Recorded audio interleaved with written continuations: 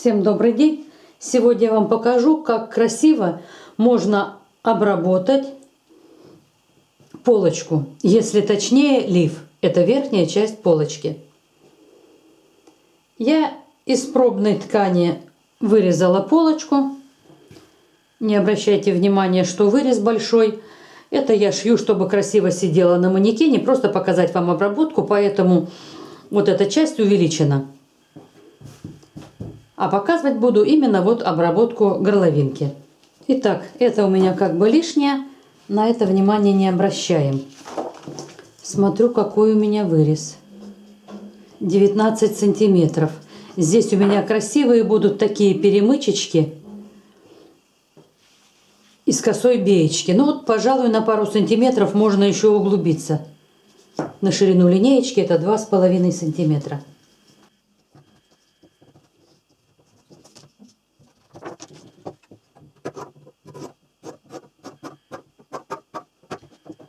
Вот наша косая беечка шириной 3 сантиметра. Складываем лицевой вовнутрь и сшиваем примерно на ширину лапки.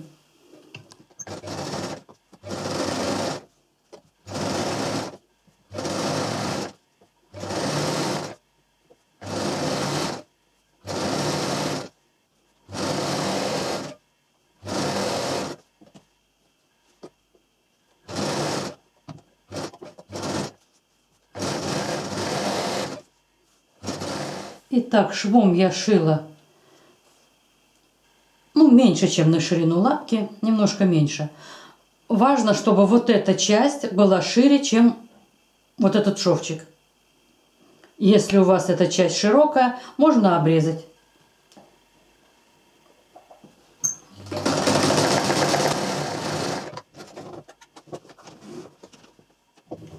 Так, теперь берем иголочку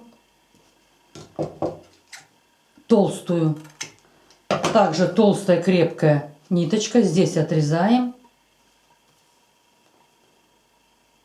закрепляем, иголочку тупой стороной отправляем вовнутрь, продеваем иголочку. Длина косой бейки у меня где-то 1,20 м.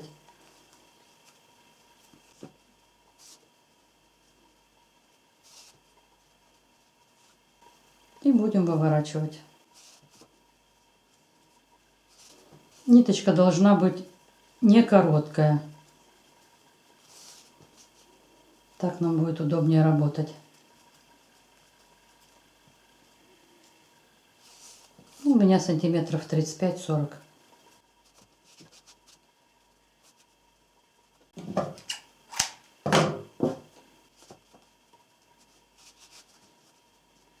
Вот таким образом пальчиками делаем. Тянем за ниточку. Бывает поначалу, что тяжело пойдет, а потом будет легче. Все, прекрасно.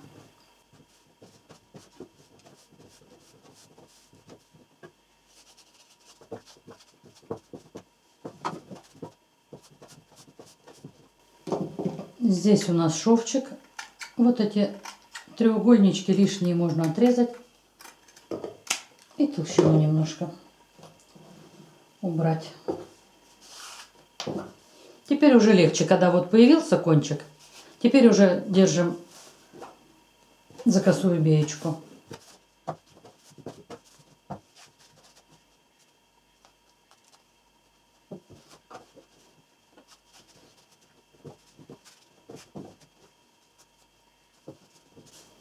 Нельзя, чтобы вот здесь много скапливалось ткани. Понемножку надо тянуть, иначе застопорится.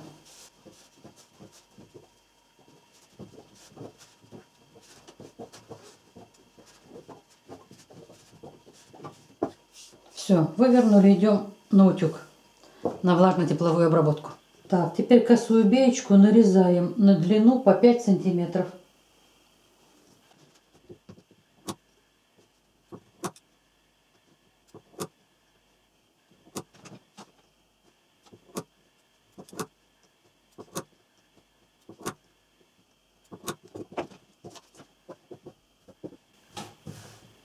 Накладываем теперь горловинки, начиная от центра. Значит, эта косая беечка у нас потом вывернется сюда. Поэтому вот лицевая к лицевой. Шовчик должен быть вверху на косой беечке. Скрепляем булавочками. Расстояние будет, вот у меня такой мерничек, 2,5 сантиметра.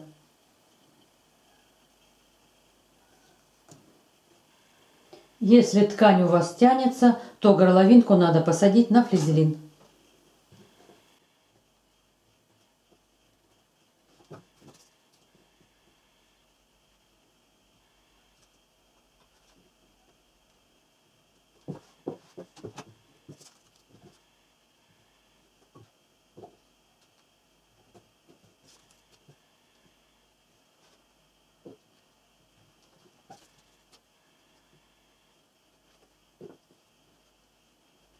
Вот так выглядит теперь наш шлейф.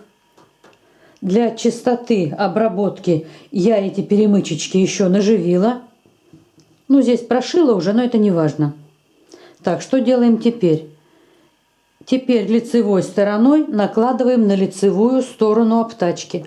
Вот это у нас обтачка. Она не вырезана, как обычно мы делаем по горловинке. А вот кусок, который у нас для обтачки, вот на него и накладываем. Вот таким образом даже лучше обрабатывать, ничто у нас не растянется. Скалываем булавочками и пристрачиваем. Так, пришили. Теперь вырезаем.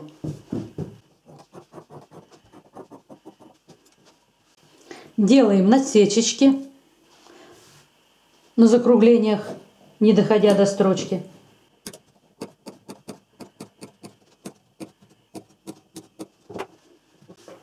Здесь, если ткань у вас позволяет, можно сделать 2 слоя, а можно вот теперь вырезать именно как обтачку. Только будьте осторожны, не порежьте вот эти перемычечки.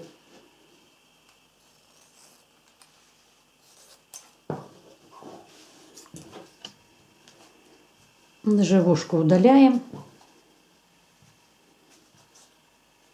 И идем на утюг. На влажно-тепловую обработку.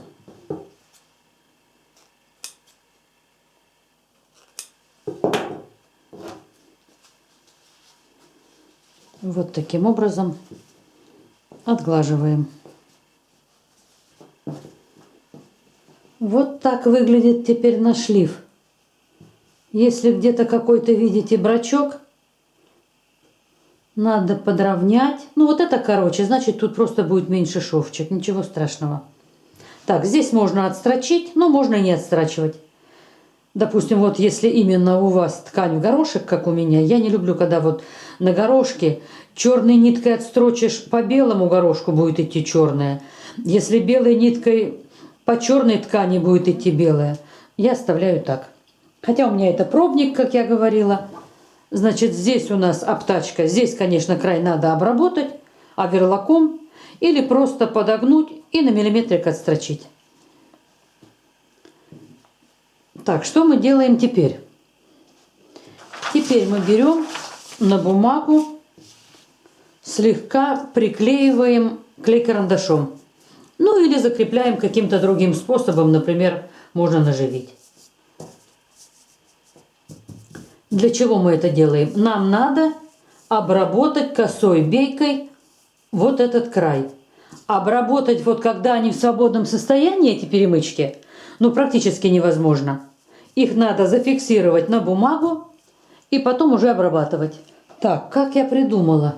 Делаю карандашом на бумаге меточки в круговую.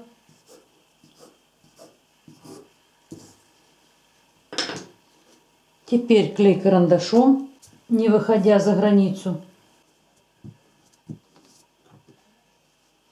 Он сильно не приклеит, но зафиксирует.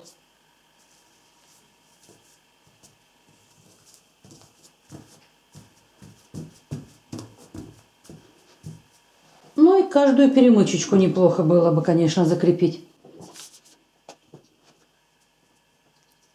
вот укладываем именно ровненько, как положено.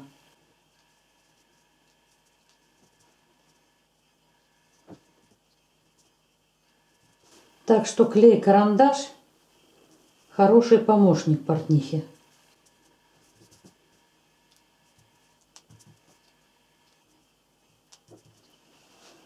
Так, закрепили. Ну а теперь вырезаем. Чтобы наши вот эти перемычечки были именно по краю на бумаге.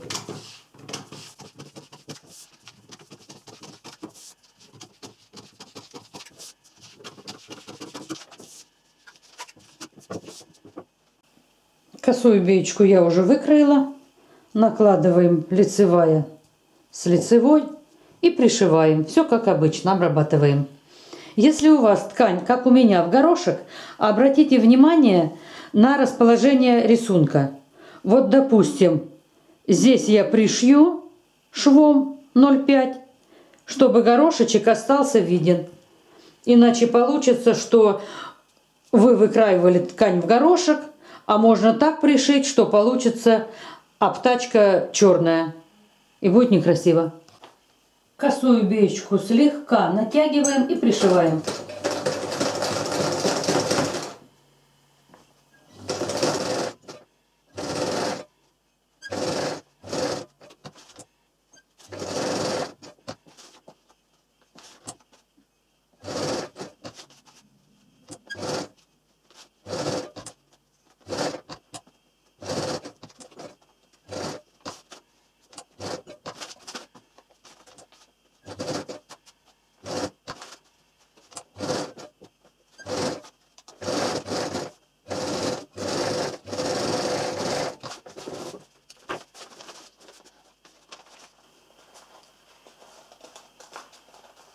Теперь вот этот шовчик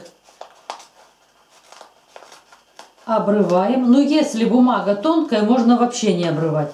Ничего страшного, если эта бумага останется внутри. Вот сейчас сделаем такой эксперимент. Здесь оборвем, посмотрим, как оно будет. А потом немножко зашьем и с бумагой.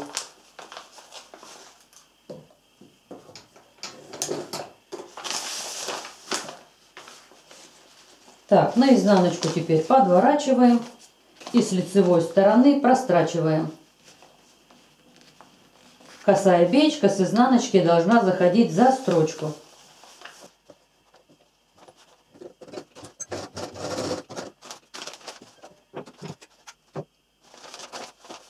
Да, пожалуй, все-таки лучше не обрывать.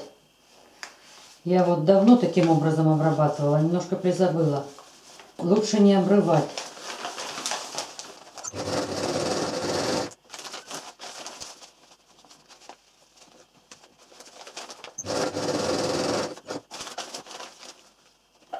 Значит, так я сделаю. Я возьму, обрежу, но не полностью бумагу.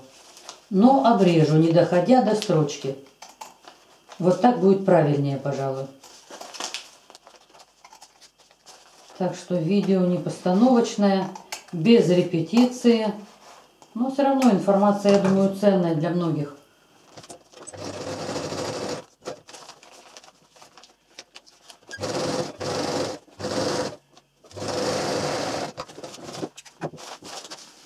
Так, окантовали. Вот так у нас все получилось.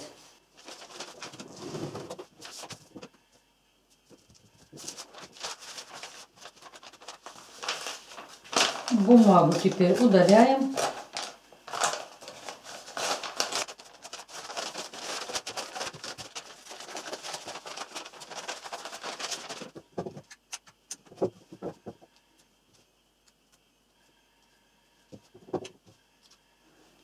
Так, все. Косой беечкой обработала, отгладила. Ну, вот здесь отстрочила, потому что считаю, раз здесь отстрочено, то и здесь надо отстрачивать. С какими трудностями я столкнулась? Ну, давно я не делала, не обрабатывала таким образом. Но вот это все смотрится очень красиво, конечно. Значит, с какими трудностями? Вот когда мы обрабатываем косой беечкой вот таким образом, как я здесь показывала, лицевая с лицевой, и подгибаем на изнаночной стороне, есть опасность, вероятность того, что нижняя часть косой беечки будет вот здесь немножко выглядывать. Я даже вот здесь подпорола и переделала, было такое у меня. Поэтому слушайте внимательно, как надо делать. Я люблю как бы все делать по-честному. Если что-то я призабыла, где-то я допустила ошибку, то не надо говорить: ах, как просто, как легко. Нет, надо набраться смелости и сказать, что немножко призабыла, а вы делаете вот таким образом. Вот у нас лицевая сторона, вот изнаночная. Накладывайте лицевой к изнаночной стороне. Пришили, первую строчку проложили, огибаем и потом подгибаем на лицевую сторону и отстрачиваем с лицевой, и тогда нижняя часть выглядывать точно не будет. Вот такая вам рекомендация. Ну а в целом мастер-класс, я думаю, для вас был полезным, интересным. Кому понравилось видео, ставьте пальчик вверх, подписывайтесь на канал. До свидания, всего доброго.